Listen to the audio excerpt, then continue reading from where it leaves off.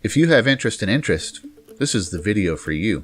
Go to the beardedmathman.com, click on the PDF file, download the notes, and you can just follow along, take notes as you watch. Anyway, let's go ahead and get started. So interest is growth, well, of money. Yeah, you see, you start off with a little money, you earn some interest, and over time, you get a little bit more money, and then a little bit more money. Pretty cool, right? Why do we stab dollar signs, though? Oh, poor things. So anyway, over time, with interest, money grows. But it doesn't just grow on its own. You see, it has to go to the bank. Yep, it has to go to the bank, and then it earns interest. And once it goes to the bank, well, the bank actually pays you for the money you put there. Or if you borrow money from them, then you have to pay them back. Anyway, when it's there, you get earned interest, and that's paid over time. See, it's just a growth rate for money. It's a percentage of the original amount. That's it. If we invested $100, let's say that would be our original. That's called the principal. That's not like the person at your school who might suspend somebody if they get in trouble. Oh no, not that at all. It's the original amount's called the principal. Spelt the same way, but you know. So let's say we have a percentage rate of 10% and we're going to invest for 3 years. Well, to calculate interest, it's principal times rate times time, and there you go. For 3 years, you get $30. So your new amount would be your principal plus your interest, $130. Now, let's take a look at this over 10,000 years. See, it doesn't matter. With simple interest, you always get 10 more bucks. That's it. So you might start off earning 10 bucks out of 100. That's not so bad, but over time, I mean, oh, for $10,000, that's just not very much money at all. Yeah. But if you wanted to figure out how much money you'd have after a whole bunch of years, you could just use the formula principal plus the interest all at one time. So you get $100,100, and that's just, wow. That's just getting $10. You get a lot of money because you're 100,000 years old, or 10,000 years old, but you're going to have to spend all that money on beard care products.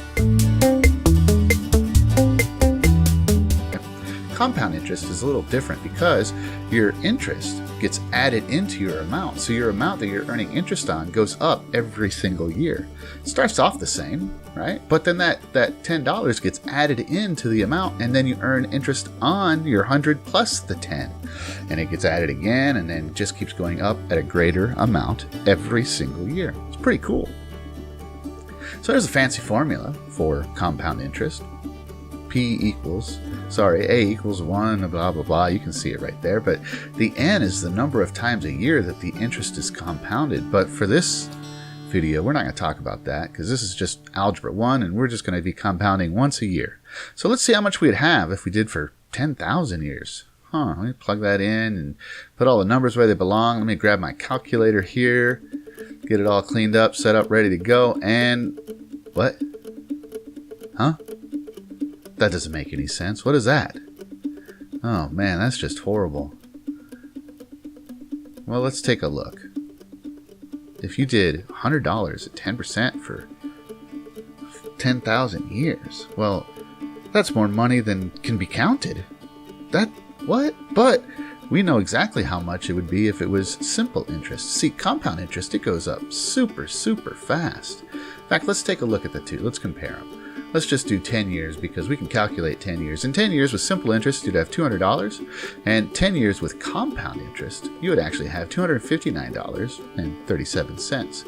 And if we put this on a graph where X is the number of years and the Y-axis is money, well, simple interest is linear. But even though I drew that kind of ugly, compound interest is not linear. It increases at an increasing rate.